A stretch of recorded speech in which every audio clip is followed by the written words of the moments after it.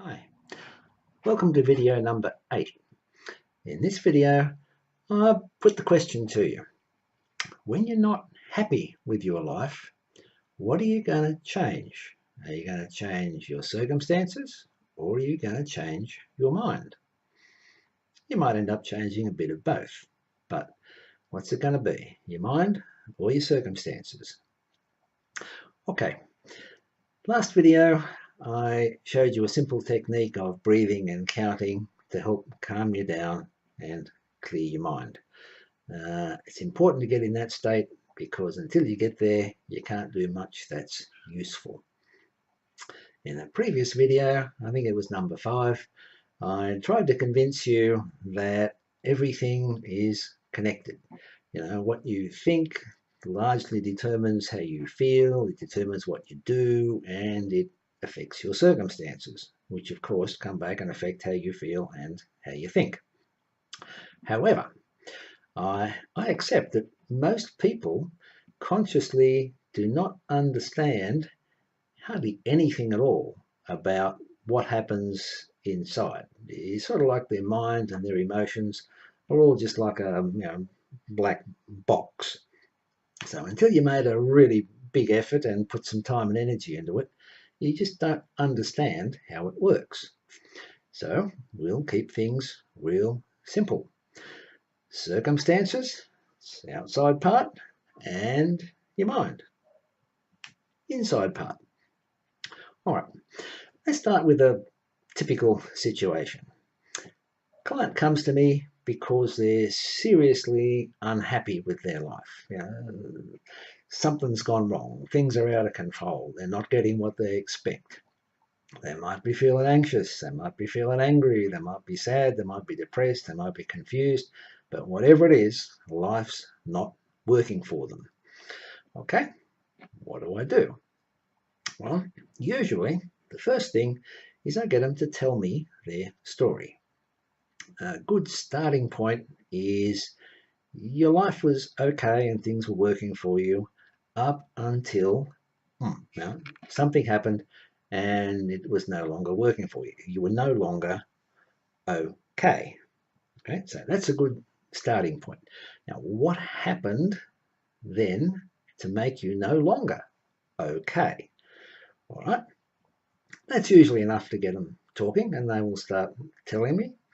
Now, I'll listen, I'll ask lots of questions, but in here, I'm listening for 2 different strands of what they're telling me.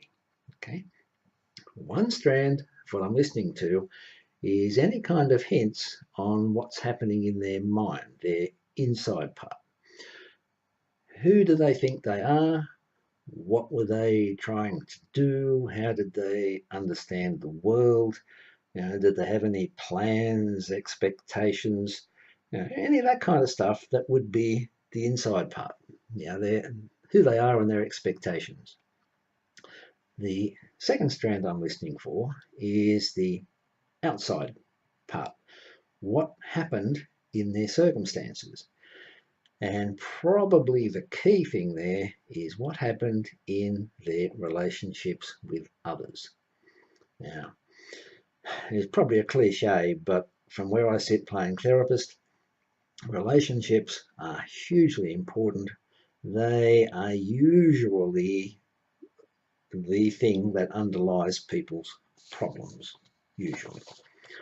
Okay, now, somewhere here between the two, when your life's going okay, things match up reasonably well. You know, what you are thinking in here and what you're expecting to happen out there is reasonably corresponds to what is happening out there. But something changed, something in here or something out there, but something changed and now things are not okay.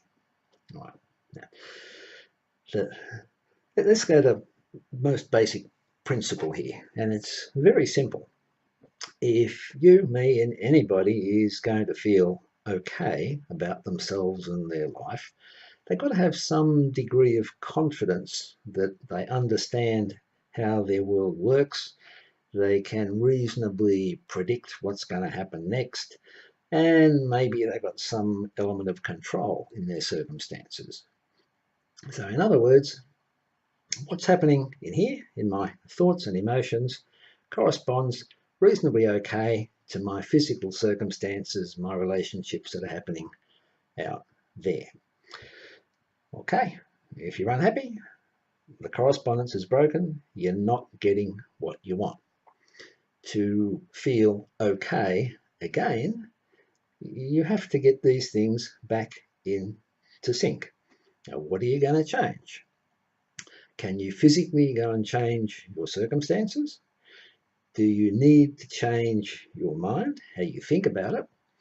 Or are you going to change a bit of both? Right. Seems simple enough. Things are out of whack. Something's changed. You've got to make a few changes to adapt and put things back into whack. Now, if you were sitting here face to face and I could see you and listen to you, we could work through all the details of your particular case.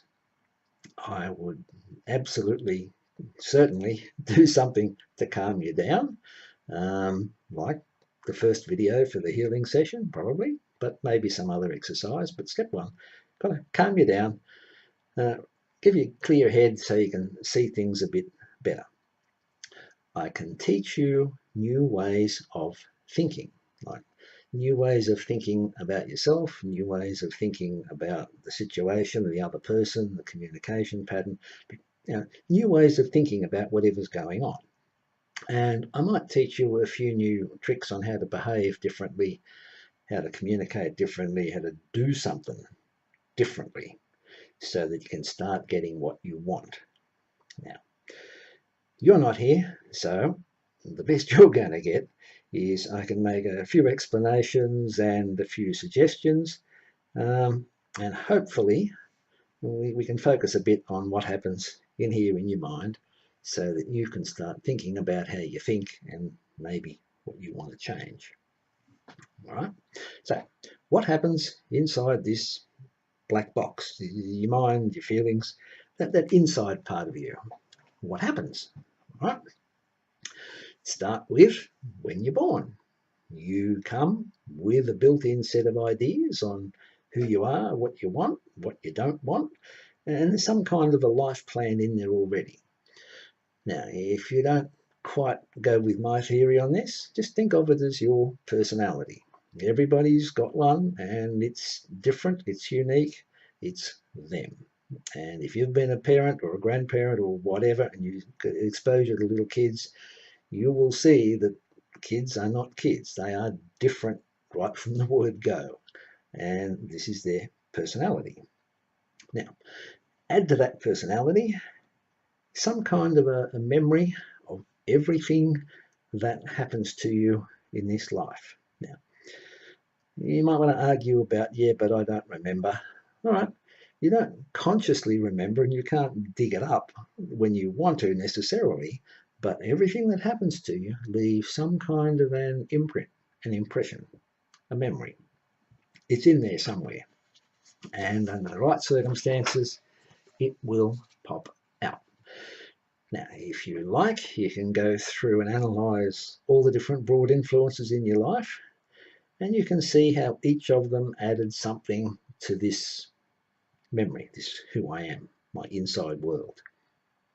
There's your family, obviously your parents, siblings, grandparents, aunties, uncles, cousins, whatever.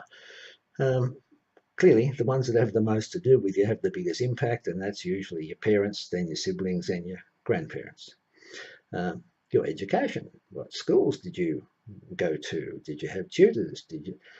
What subjects did you pick? Who else was in your class? Did you like particular teachers or not like particular teachers or subjects or anything else? Your religion, whether you're into it or out of it, whether you argue with it, but it has an impact on you. Your friends, all of them have an influence. And this happens all through your life. Sports that you played, particular teams, particular games, any kind of jobs and employment that you've had, and of course the training that relates to them. Your partner, spouse, or serial partners, spouses, your children, and you just keep lining them up. Every area of life that you get some experience in, it adds to who you are. Now, when you get to be an adult, these things all kind of come together, but I'd put them into two broad lumps. Okay, one lump is you have a self-identity. You have some concept of who you think you are.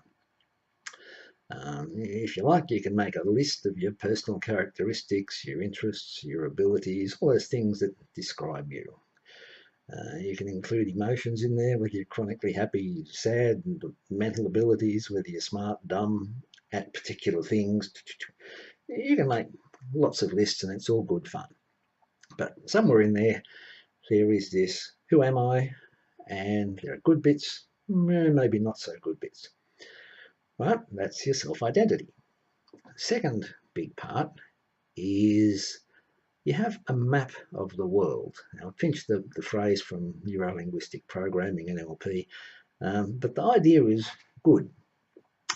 In here, you have sets of ideas, how the world works. Now, it's not just a geography thing like a map of where bits and pieces are. It's also how things are in relation to others. It includes how particular things, people, circumstances, whatever, work, how they work in relation to each other and interact with each other, how people behave, different social circumstances, and how people should behave, what roles they play in those social circumstances. And most importantly, you have some idea of how to get what you want. And this is me, this is my world and how it works. How can I get in there, get what I want without upsetting too many other people? So if I can get what I want to make me happy and I can make other people happy at the same time, and this is two thumbs up, this is win-win. If I can get what I want without upsetting other people, that's okay. If I get what I want and I upset a lot of other people, it might not be okay. But you know, you want what you want. Okay, so here's our black box. Everything that's ever happened to us from the get-go when we're born. There's our identity, who we are, and there's our map of the world, how things work. And we've got to try and make our way through so we can get what we want. So, of course, this determines very much how you act. So in any given situation, what you are likely to do, it's largely predetermined by all of this stuff in here. And someone who knows enough about you can reasonably predict how you are going to act in a certain circumstance. Hopefully, you would know the most about you and you could make that prediction in advance too. And all of this stuff brings you full circle. There's me and my inside world causes my actions. Things happen in the outside world which bounce back on me and change how I think. So the whole thing is like a big circle. It just goes round and around. I keep changing and adapting on the inside. I keep doing stuff and changing things on the outside, and we just keep rolling. Now, if I refer this back to my past clients, nearly all of them found answers to their problems, usually fairly quickly in a session or two, and it included making a few changes in how they think, maybe how they think of themselves, maybe how they think of the world working around them, maybe both, and they go home with a few new ideas on how to do things differently so they can get back to getting what they want and life can be good again. Most of them got these sorts of answers within one, maybe two sessions.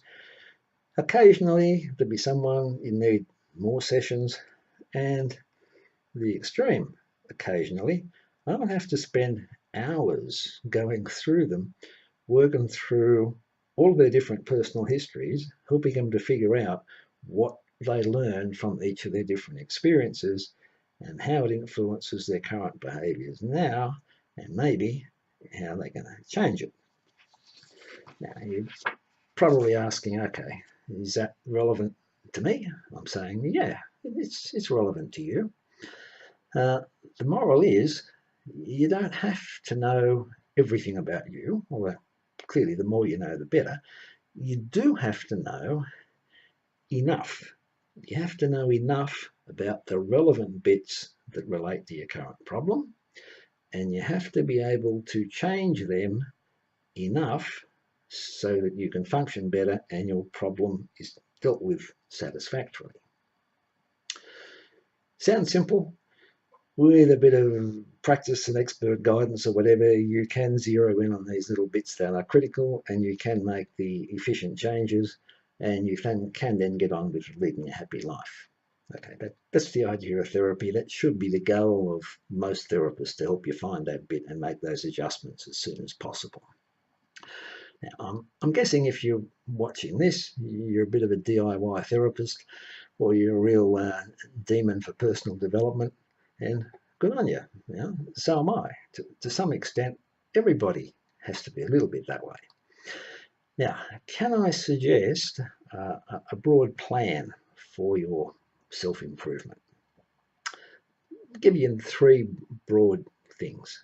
Firstly, and most important, you must be able to get a calm mind.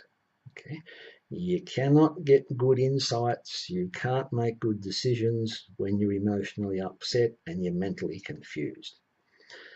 So if you are following the different videos, go back to video 1 and do the healing session again. If you've got past that and it's only a temporary upset, you can do a simple relaxing exercise, maybe like the one I showed you in video 7, but there are lots of different relaxation meditation processes around. Anyone, so long as it gets you calm and clear, so you can see and understand things easily. Second part, you have to be able to analyze what's going on. Now, I'll give you a reasonably simple way to attack this. The first one is you can ask, what happened? Okay, what physically happened? What did the person say? What somebody did or didn't do? But physically, what happened? If you were a fly on the wall and you were seeing things objectively, what happened? And the second part of this is, how did you respond to what happened? How did you feel about it? How did you think about it? What was happening in here and in here in response to that change out there in the world? And how has this left you thinking and feeling differently? Okay, so you got yourself a calm mind. Now you're analysing what happened from the fly on the wall objective perspective, and then how you felt about it, like your internal response. Third main area, you need a plan of action. What are you going to do? What are you going to change? Are you going to change something in here, like how I think about it? Like, didn't matter, who cares? Or, they meant well, it just didn't work. If you can brush it off, that's great. You can deal with a lot of problems that way. Can I wait it out? Will it disappear of its own accord if I just give it a bit of time? I don't have to do much. I wish that were true for everything. It is true for some things. Okay, how can I communicate differently with another person? A lot of problems are simple communication breakdowns. Do I have to change some aspect of my home, my job, my social connections, my hobbies, my finances? Have I got to do something out there? And of course, I include eating habits and drinking habits and lots of things in that. All right. DIY therapist, 3 broad things. Got to get yourself a calm mind. You've got to analyze what's going on, and you've got to get yourself a plan of action. Then, of course, you put it into practice and see what happens. Okay, seems simple enough. Now, let's move on to a slightly different thing, but related thing. There are lots of different extra angles. I mean, there's always, extra angles to everything that you do. But let's focus on a couple of them related to this change my mind, change my circumstances topic. First thing is, life is a series of experiences and adjustments. Okay, life just keeps happening, things just keep changing, and you have to keep adjusting. And hopefully you keep learning from them and becoming a smarter, better, wiser person in the process. Now, you can call it life or you can call it personal growth, but that's just how things are. It keeps rolling. Okay. There are many different sources of change or apparent sources of change. Okay. Some of them happen inside you and some happen outside you. Let's focus on ones that happen inside you. If you ever see a person grow from baby to old age and pass on, okay, clearly there are stages in life. You're a baby, you're a toddler, you're a preschooler, you're an infant's kid, you're a teenager, you're a young adult, you're a middle-aged adult, you're an older adult, you're a retired adult, you're sort of decrepit, sitting in God's waiting room. These sorts of things just keep rolling along, whether you like them or not. You can say that's just how life is programmed and it happens that way. You can say it's hormonal driven, and it is in a lot of these things. But you've got to accept that all of these things do keep rolling. And of course, these aren't just physical changes. With them come emotional changes and mental changes and social changes. Change seems to be a fundamental theme in life. When you're a child and you become a teenager, everything changes. All the different interests and things that you want to do change. Your physical abilities change, your mental abilities change, and of course your social circumstances change. You survive being a teenager, get to that young adulthood. Okay, adolescence is a very interesting phase of life, but now it's all about independence. You've got to sort of split from your parents. You want a car, you want money, you want a job, you want to go do your own thing, you might want travel, you probably want friends, you might want special friends. Okay, you progress a bit further. You might want to get married and settle down. You might want to have a house or a unit or something to live in. You might want to get promoted at work. You might want to study some more. You're married, you might want to have a kid or two or six. I don't know, but it seems to happen to a lot of people. That brings a whole raft of new changes that you've got to cope with. And then you're dealing with not just your parents and yourself and your partner, but your kids. So your circle is getting bigger, and things that can change in it are getting more and more complex. That's just some of the inside things. On the outside, your parents, they change. They get older. They might get sick of looking after you. They expect you to leave home. Eventually, you'll get to the stage where you have to look after them. Your partner, they will change. They'll have good periods, bad periods, ups and downs. And again, they'll look after you. You look after them. You get sort of illnesses or accidents or something come into your life. You have kids. They have successes, failures, problems. Your country might go to war. Your employer might get bankrupt. But there is masses of things that just keep happening to you. You want to go looking for reasons or start asking, why is this happening to me? You might want to consider some of the things I said in earlier videos about life plans, karma, and how your own thoughts sort of create circumstances that rebound on you. But it doesn't really matter what the answer is to the why me question. The bottom line is always the same. You have to deal with whatever happens. You got to learn from your experience. Hopefully you become wiser, better person, and you move on with your life. The only other choice is you kind of self-destruct or stagnate in a bad situation. Not a good choice.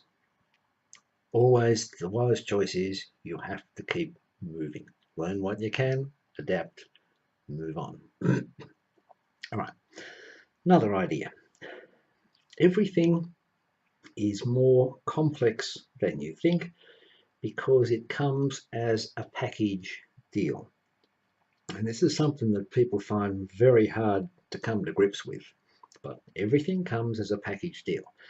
Your friends, partner, kids, job, your home, pretty much everything has like a package. There are good parts and there are not so good parts.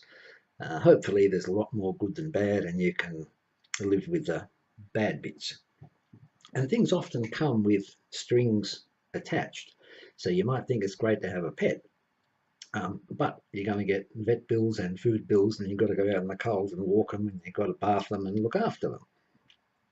You might think it's great to have a partner, and it might be, but nobody gets on like 100% all of the time on every aspect with their life partner. So if you get on with them like 90% of the time, which would be great and better than average, that's still 10% of the time where you don't get on with them and you will have disagreements. Your job might be fantastic, but there'll be parts of it, other people, the boss, your siblings, or not your siblings, your subordinates, your customers. There's always going to be somebody who is that fly in the ointment to make things not quite so good. Okay, get used to the idea.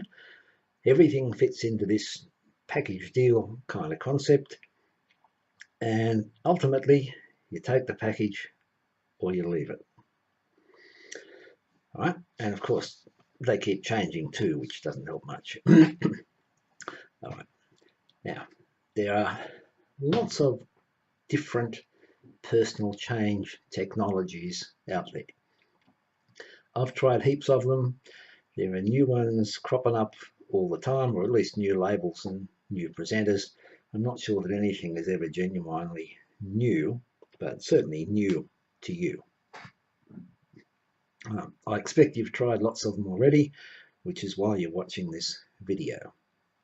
Now, probably the most important thing that you can have as a self-change technology, if that's the buzzword, is the capacity to reflect on yourself. Can you analyze your own thoughts and your own behaviors? Do you know how you think? Do you know what you think? Do you know why you do what you do? And of course, can you then make changes? This is the most important sort of concept in this personal change thing. Can you understand yourself and can you change yourself? Right? A couple of personal skills that are very useful towards that end. Can you quieten your own mind? You will need some kind of relaxation, meditation, prayer process or energy balancing process, but you'll need some way to quieten your own mind. For now, video 1 will get you there. The process I showed you in video 7 might get you there. Assuming I keep making all these videos like I intend to, eventually I will teach you much more powerful meditation processes, but you really should have started on these things and be working on them as you go. Can you think about how you think? Okay, want that again? Can you think about how you think? Like, can you observe your own thoughts and then pass judgment on them? A useful skill. Can you harness your self-talk? What are you telling yourself in here all the time? Because that self-talk is how you control your mind, how you direct your thinking. So you have to become aware of your self-talk and you have to be able to use it to start controlling your own mind. Can you vividly imagine new circumstances or the sort of person that you want to become? Okay, that imagination facility and being able to focus on it is fairly important in helping to create the new you, to become that extra person or become different. Okay. Can you talk about your thoughts and your feelings to someone else? Hopefully your special friend or your partner. And can you use them as a sounding board? Now, they don't have to agree with you. They may not even understand you. In fact, some ways a Labrador dog would be like the perfect sounding board, because they would look at you like they're interested, and away you go. But someone that you can talk to is very helpful, because it helps you sort of put it out there and formalize your own thoughts. And probably lastly on that list is, do you know when to get professional help? Now, everybody's going to hit some kind of a barrier where things are beyond you, you need help. Maybe you can find it easily locally with the internet. You can find a lot more stuff. But even then, sooner or later, there is no substitute for someone to actually do something to help you or sit down and talk to you face to face. And often that means you've got to go find a professional helper. All right, let's just wrap this up. We covered a lot of territory, but we started with the idea of, when you have a problem, what are you going to change? Your circumstances or your mind, or a little bit of each? When what you think about yourself and the world matches up with what's happening out there in the world, you're okay. You're getting what you want. Life is flowing along smoothly most of the time. When something happens, you change in here or it changes out there, but it no longer matches, that's when you start feeling lost, scared, angry, sad, whatever, because you don't understand what's going on and you're no longer getting what you want. The answer is you have to adapt. Some kind of change in here, some kind of change out there, maybe a bit of each. But overall, this is personal growth. It's the theme of life. Things keep changing in here and out there all the time. You have to keep adapting, learning, changing to go with it. Okay, until next time. Bye.